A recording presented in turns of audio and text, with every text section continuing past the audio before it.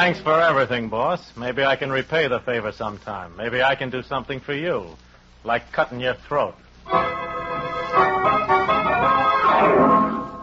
WOR presents the distinguished American actor Walter Hampden in The Adventures of Leonidas Witherall. Tonight's adventure, The Corpse Meets a Deadline. Leonidas Witherall is the New England schoolmaster who looks like Shakespeare and is always getting mixed up in murders. At the moment, Mr. Witherall has gone to the city desk of the Dalton Herald. It's a very urgent mission on behalf of his housekeeper, Mrs. Mollett, and Leonidas, along with Mrs. M., is explaining it to the Herald's editor, Mr. Forrest. You see, Forrest... Yes, Leonidas? Mrs. Mollett here is... what's your title, Mrs. Mollett? I'm Director of Public Relations for the Dalton's Ladies' Aid and Get-Together Society, early Wednesday afternoon group, Section 2. Leaving on track 7? And our group's holding a special meeting tomorrow. They're having a guest lecturer, Forrest. Oh, really? Who is it? We're having Mrs. Hildegard Fish, who wrote South American Question Mark and Balkan Riddle. She's going to speak on Russia. What does it mean? Completely baffled, isn't she? And you want us to mention it in the Herald, huh? Mention it? Well, if you could eliminate the news about General Eisenhower and General Patton and just turn, say, 10 columns over to Mrs. Mollett's group, Forrest. Aside from Mrs. Fish, we're having an election and our spring tea dance. Going to be a big day. All right, Mrs. Mollett. We'll see that you get all the space you deserve. How's that, Mrs. Mollett? I told you we could persuade Mr. Forrest. Persuade him? Why, he should be glad. I'm giving him a scoop. Oh, I am, Mrs. Mollett. We don't often get a break like this. There you are, Forrest. Mr. Bennett. Hello, Mr. Bennett. How do you, Forrest, Bennett? you're a stupid, irresponsible, cheap, yellow journalist. Now, look, Bennett, all I did... Look at this paper of yours. Look at that picture. On the front page, too. I told you not to print that horrible picture of my daughter. There's no harm in that. Running this picture of that rotten gambling den with all those crooks, and there at the table, my daughter. I can't help it if your daughter visits gambling joints, The Bennett. girl's just 18 years old. She went out on a date. She's no idea where they were going. Just the same, she was there. She wanted to leave the minute they got to that evil, iniquitous But place. she didn't leave. The cops came in and our man got the picture. It's not our fault that she's in it. Well, Forrest, I told you yesterday not to print it. Sorry, Bennett. It was the only shot we had, and a good one, too. You've ruined my daughter's reputation. You've disgraced her. Oh, don't be such a blue nose, Bennett. Now, if you don't mind, I'm busy. I've got an edition to get out. I ought to thrash you, Forrest. I ought to treat you the way my grandfather handled a smart aleck newspaper man out west. He got a horsewhip, and he whipped that editor within an inch of his life. If you don't watch your tongue, Bennett, I'll have you thrown out of this office. Oh, you wouldn't dare. No, Mr. Bennett. I don't want to interfere, but perhaps if you'd cool off... You keep your beard out of this, Witherall. And you mind your tongue, Mr. Bennett. Forrest, you filthy... Get away from this desk, Bennett. Just let me get my hands on your throat, Forrest. Mr. Bennett, I'm going to show you. Let go of me, brother. Mr. Bennett, take your hands off. I will... Just you let go of him, Mr. Bennett, before Come I on, crown Mr. you. Bennett, or I'll... All right. All right. You crazy fool. Get out of here. I warn you. All right, Forrest, I'm getting out now. But this isn't the end of it. Go on. I'll see that justice is done, Forrest. I'll see that you're taken care of, no matter how far I have to go. Looks as though Mr. Bennett's going to be a very serious problem, Forrest. Oh, him, Leonidas? No, I'm used to that. He seems to be extremely excitable. No, you've got him all wrong. Sure, he'll rave and rant for a while, write letters, and then he'll calm down. Well, I hope so. It doesn't seem as trivial as that, though. I know Bennett. He's a very headstrong old gentleman. And your printing that picture has defiled his little child's good name. Oh, forget it, Leonidas. Oh, come on. I don't often have you down here. Suppose I show you and Mrs. Mollett around the place. Feel like touring the plant? Oh, I'd love to. Lead on, Macduff. I'd like to see the room where the news tickers are. Mr. Mollett knew a lot about news, you know. He had a definition of news, Mr. Witherall. Was it by any chance about a dog? Well, that's right.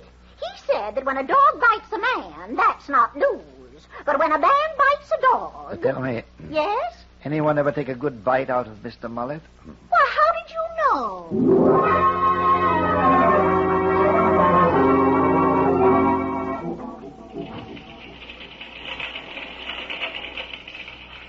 These are the linotype machines, Leonidas. Oh, well, quite a formidable array of them, Forrest. Yeah. Could we go over to one of them and get a closer look? Oh, sure. Come on. Pat Welch over there will explain his machine to you. Pat. Yes, Mr. Forrest? Let up a second, Pat. We have visitors. This is Mr. Witherall and Mrs. Mollett. How do you How do you do? Pat here was once a publisher himself. No, really? Yes, but I don't talk about it much. Pat had an unpleasant experience. Lost his paper. It was very sad, Leonidas. terribly sad. The machines work like a big typewriter, you see. You push the keys and they cut letters on what we call lead slugs. Yes, Pat had big ideas once, but he had to learn. The lead isn't wasted. After we print the paper, it's melted down again. Of course, lots of us have to learn. We all make mistakes. It's evident, Forrest, that Pat would rather not talk about his old career.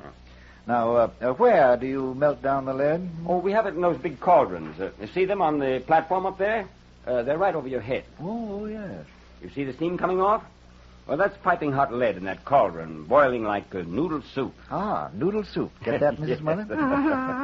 Well, the slugs are melted right in there, you see, and then we cool it and feed it down to the machines. Well, where are the presses? That's another thing I want to see. Oh, we'll go there now. We're running an edition, so you'll see the whole works. Running an edition?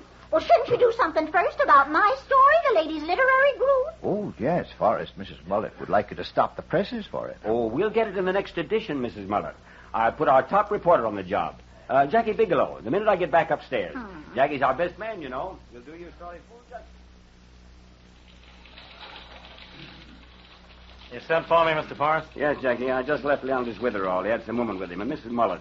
Mollett? Yeah, I know her. Sort of a neighborhood housekeeper up around the Birch Hill section. Yes, well, she's having a taffy pull for a ladies' club. Get one of the kids out front to call it Witherall. Get the whole story. Write a couple of sticks for the 3-star. All right. That's all, Jackie. You can go. That's all as far as you're concerned, Forrest, yes, but I want to do a little talking. This is just as good a time as any. Well, hurry up. I've got a desk full of copy here. Uh-huh. You know what it's about? It's about a phone conversation you had with Cosmopolitan Syndicate. Oh, that wasn't anything. Oh, that wasn't anything, huh? I worked for 6 months to get Cosmopolitan to make me that offer. You wouldn't have enjoyed being a foreign correspondent, Jackie, especially in Chungking. It's tough grind. Thanks. I wouldn't, huh? That just happens to be why I got into this newspaper racket. All my life I've wanted to be a foreign correspondent. You knew that. They asked me for a frank opinion, Jackie. I told them I thought you were a pretty fair reporter. Don't lie to me, Forrest. You told them I was a punk reporter. I found out. You did that for one reason. Because you're naturally a louse. What an imagination you've got, Jackie. You didn't want to lose a good man yourself. These days, that's tough, isn't it? Will you cut it? I couldn't get into this man's war the regular way. The Army turned me down. You knew that, too. You knew I'd been eating my heart out covering this small-town junk. Or just a little way down the railroad tracks, the whole bloody world's on fire. Still the philosophy. You killed my chance, Forrest. I'll never get out of this town now. It might be a year, 2 years, maybe forever. That was my one big chance, and you fixed it so I'd miss the boat. Lay off, Jackie. I'm going to... You heard me. Lay off. City desk, Forrest. Uh-huh. Yeah? Yeah, okay. Right. Get into that jalopy of yours and beat it over to the Perkins shipyard. It's burning up. 3 alarms have gone out. Okay, I'm on my way. And thanks, Forrest. Thanks for everything. Maybe I can do something for you sometime. Like cutting your throat.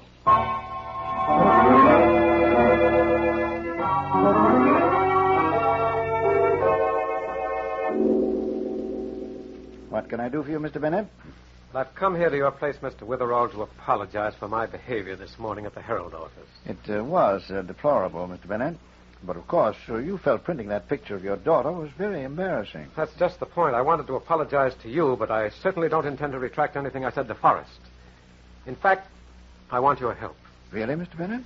Isn't this much ado about nothing? As the poet said, you have too much respect upon the world. They lose it that do buy it with much care. Mr. Witherall, I realize that legally I haven't a leg to stand on. So I decided the best thing to do is to blacklist that newspaper. Mr. Bennett, I hardly think your personal grudge against Mr. Forrest justifies organizing a huge boycott. Oh, but it does. That man has to learn that tactics like his won't be tolerated in Dalton. Here's your coffee, Mr. Witherall. And yours, Mr. Bennett. Oh, thank you, Mrs. Mollett. Thank you.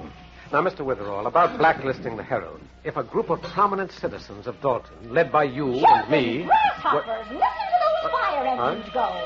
See them through the window? You'll have to excuse Mrs. Mollett. She's an enthusiast. Engine number 5, that's Hank McCarthy. Number 3, well, that's Jimmy. Gracious, they're all out. I'll bet it's 3 alarms at least. Oh, dear, I wish I was gone. I could swing a mean hose myself, you know. Get those number 2 hose out. Move the ladder over. It's too close to the other building. Come on. Get the lead out of your pants.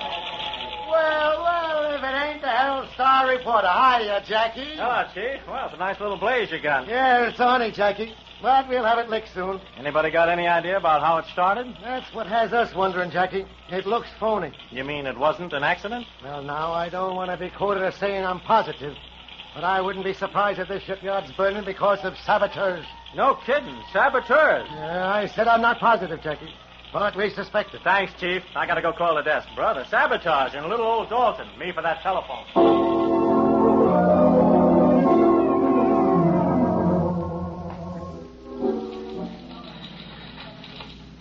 Well, what is this today, Pat? Everybody's after me for something. Now, what do you want? Forrest, Yes? this morning when you brought Witherall down to the linotype department, you sort of went out of your way to take a couple of pot shots at me. Oh, about the way you once owned a paper, Pat? Well, that struck me as a funny story.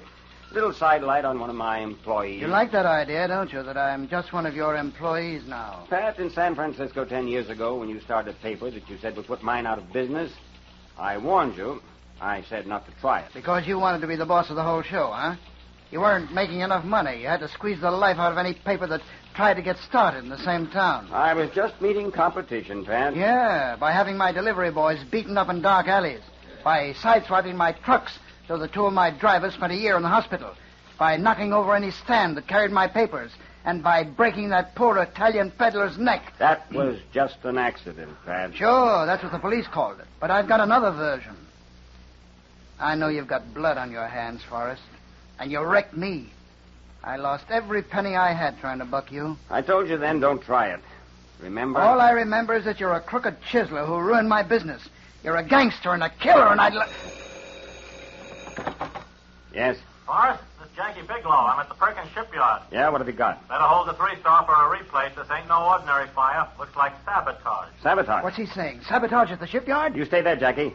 Get busy. Dig up everything you can. Don't lose touch with me. Now, give me the details of what you know.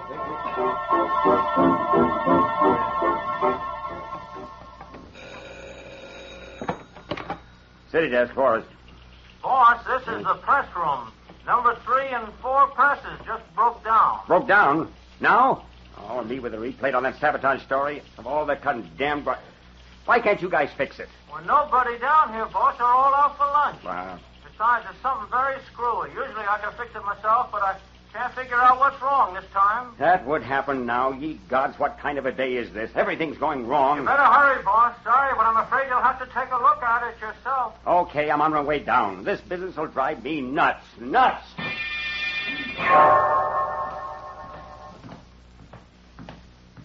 What's wrong with these presses? Where is everybody? What do I pay people for? The presses are bollocked up and there's nobody here of all that... Hey, what are you doing up there? Come down off that platform. Get away from those cauldrons. There's hot lead in there. Are you crazy? Don't push them over. Don't. I'll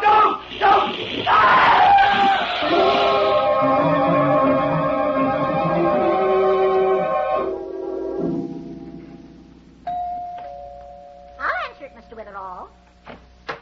Mrs. Mollett, is Mr. Witherall in? Why, yes, Mr. Bennett. Another visit, Mr. Bennett? You're quite determined about the Herald, aren't you? Mr. Witherall, something's happened, something horrifying. Oh, what is it? It's Forrest. Oh, has the editor printed another inflammatory picture? No, it isn't that. Forrest is dead. Really? He's been murdered. It's all over town. It is, and I didn't know it. You must be slipping, Mrs. Mollett. Of course, since he's dead, well, you know the consequences. Sure, they'll have to turn in his ration book to the OPA. How did he die, Mr. Bennett? But in a pretty gruesome way. Oh? He was evidently trapped. He was alone in the press room when the killer dumped one of those huge kettles of boiling lead over him. Say, that's a new one. And the body was found in the press room? No, the murderer took the body and dumped it down a chute, the chute where the papers come off the press and roll out onto the delivery trucks. And just a little while ago, the body came rolling down the chute along with the newspapers. Mr. Bennett, why have you come here to tell me about this? Well, I know you've been mixed up in murders, Mr. Witherall, and that you've been rather successful at solving them. Yes, and I heard you threatening Forrest. You weren't by any chance near the Herald building at the time of the murder. Heaven help me, I was in the building. But you know nothing about the murder, of course. Absolutely. I've never been in the Herald press room in my life. I don't know a thing about kettles of hot lead or delivery chutes. You'd have a little difficulty, Mr. Bennett, proving that. I realize that. That's why I'm here, Mr. Witherall. Would you represent me? Well, frankly, Mr. Bennett, I don't represent anyone. If you think my looking into the story might clarify it or speed the solution... That's all I ask. I want you to come to the Herald office now and get at the truth. We're going to look into the murder, huh? I'll get to the bottom of this. Where's my hat? Where's my coat? Yes, and don't forget your bloodhound.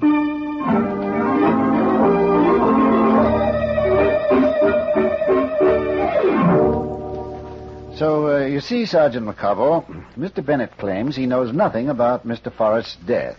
Mr. Bennett, Yes, Sergeant? you admit that you were here in the Herald building at 3:30, huh?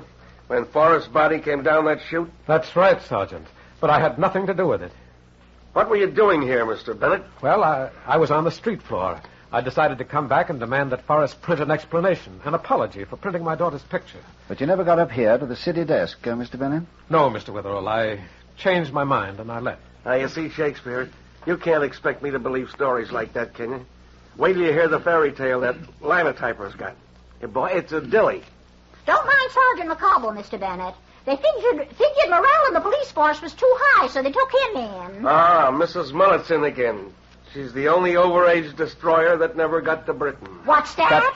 Tut. Now, isn't that the linotyper coming now, Sergeant McCobble? That's the guy, Shakespeare. Name's Pat Welch. Over here, Pat. Sergeant, I told you my story once. I want Mr. Witherall to hear it, Pat. Get this, Shakespeare. It's a honey. Well, I work in the linotype department. I came up here to Forrest's office to talk about the next edition. Then Jackie Bigelow, the reporter, telephoned from the shipyard while I was in Forrest's room. Then I left him and went downstairs. That was, about 3:15, I think. You're rather definite about the time, Pat. Yes, I looked at the clock when I got back to the linotype department. Then I got a telephone call saying my mother was sick. You see what I mean, Shakespeare? About fairy tales? Why didn't you go the whole hog, Pat? Say that you had to leave because your grandmother died. Or did you pull that one to get to a ball game? That's the truth, Sergeant. I swear it. That your whole story, Pat? No. As soon as I heard about my mother, I ran to the elevator to get home. But I got stuck inside. I presume the elevator operator can confirm that. No. It's a self-starting elevator. There isn't any operator. But it's stuck. The superintendent will swear to that. It hasn't been fixed yet. I've got a little nephew, Pat. He's 4 years old. The kid could make up a better story than you got. Pretty sure of yourself, ain't you, Sarge? Now, look, Mrs. Mullet. It's time for spring cleaning. Why don't you go home and rearrange the dirt? No. Suppose we save the second-hand wit for amateur night and get on with finding the sparrow that killed Cock Robin. Pat, where's the main switchboard? Downstairs. Going down there, Shakespeare? If you'll excuse me, Sergeant, yes.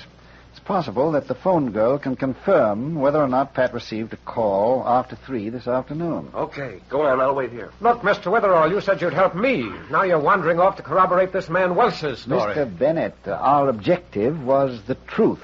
Remember?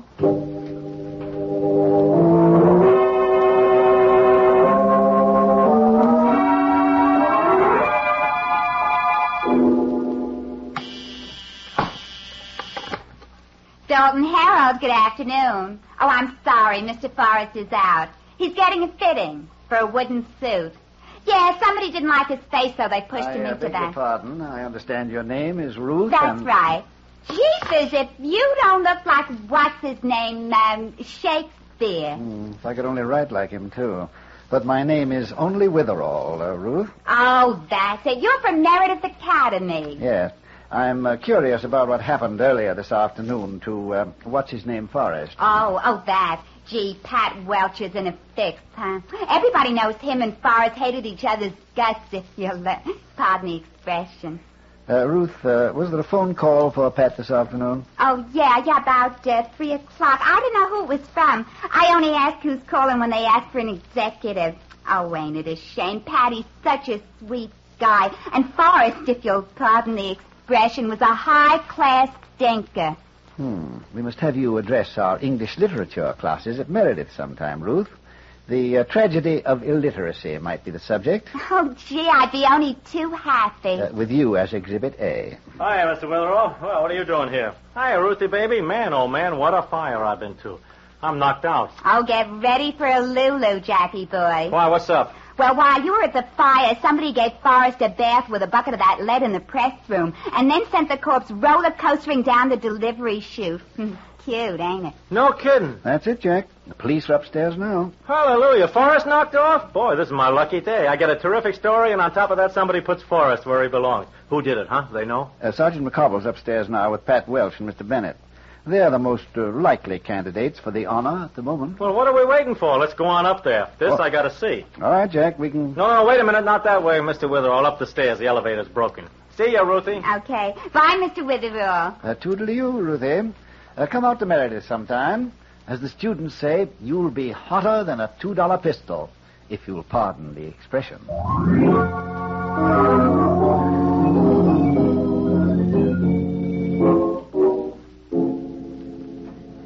Now, Jack, you say Forrest cheated Pat here out of a newspaper, huh? Put him out of business? Yeah, that was the deal, McCobble. It was in Frisco about 10 years ago.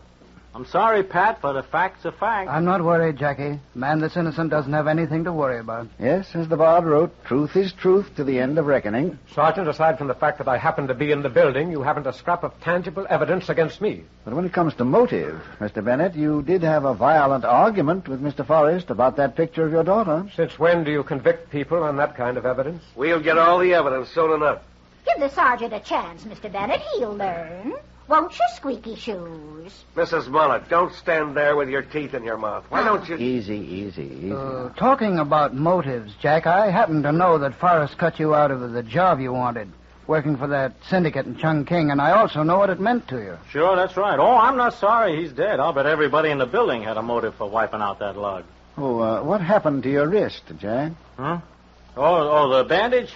I burned myself at the fire. Now, the chief will back me up on that. I was poking in the ruins for sabotage evidence. You've been at the fire since that first call came in about it, Jack? Yeah, been there all the time. I telephoned Forrest from there. Anybody will tell you that. You left the moment the news flash came in?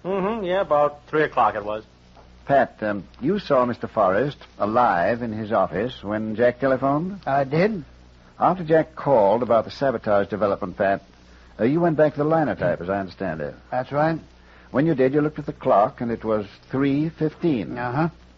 Then you received a call from that your mother was ill. You dashed for the elevator, but it broke down while you were inside. I told you the super will confirm that. Therefore, the elevator broke down roughly about 3:20. That's about it. It's very interesting. What's the angle, Shakespeare? Now, Jack, you say you've been at the fire since a few minutes past 3, and we know that the elevator broke down about 3:20. Get to the point, Mr. Witherall. Yeah, what's this all about? Jack, it's about the fact you're supposed to have been at the fire since shortly after 3, long before the elevator broke down. Yet when I met you downstairs with Ruth, you remarked quite casually that we should take the stairway because the elevator didn't work. How did you know that, Jack? Why, Sounds like a payoff question to me, Jack. one of the truckmen outside on my way in, he told me, just before I found you at the switchboard. Really, Jack? I suppose you'd be willing also to submit your wrist to a medical examination? My wrist? Wrist? Why, certainly I will. Why? Why? Because, Jack, I think you burned your wrist while dumping the cauldron of hot lead over Forrest. As you know, a medical examination will reveal whether that burn was caused by flames or if there are traces of lead in it.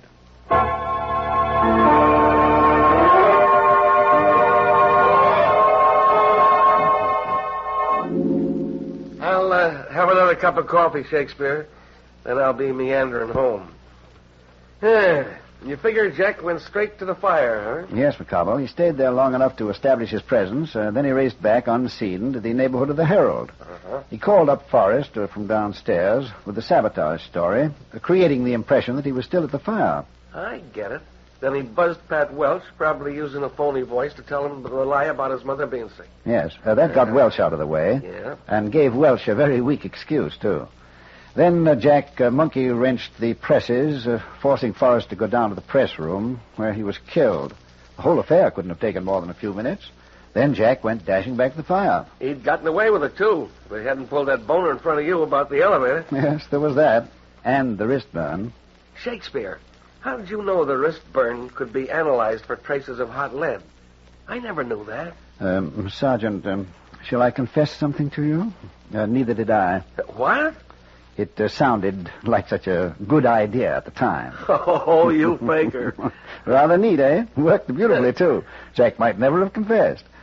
You know, I think my students at Meredith have given me a superb training in the art of what they call manufacturing applesauce. Yeah, well, applesauce or not, Shakespeare, we caught that killer, and that's what counts. Those murderers can't get to the chair fast enough for me. As a matter of fact, considering what kind of a man that newspaper editor was, he deserved to get wiped out, too. Probably, Sergeant. There's no doubt that society's transgressors must be punished. Yet, we mustn't make quick, violent judgments.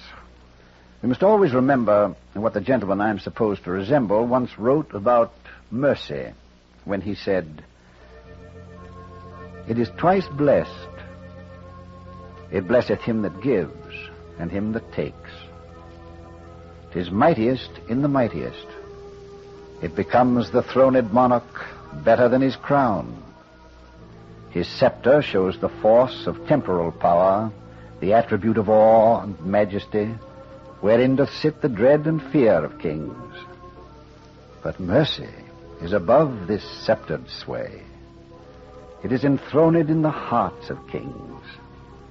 It is an attribute of God himself. And earthly power doth then show likest God's, when mercy seasons justice."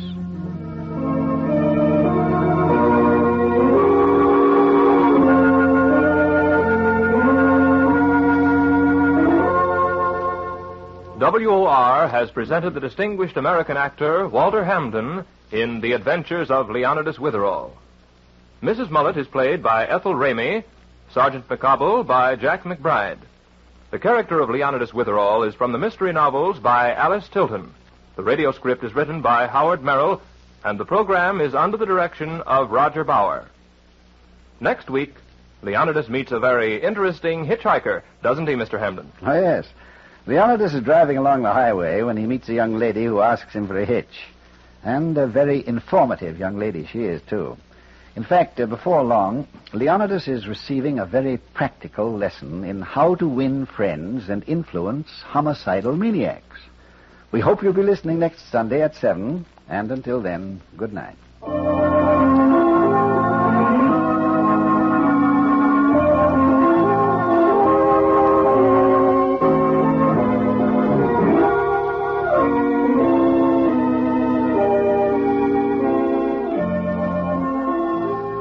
Listen again next Sunday evening at 7 p.m. Eastern Wartime for The Adventures of Leonidas Witherall. This program came to you from the studios of WOR in New York. This is the Mutual Broadcasting System.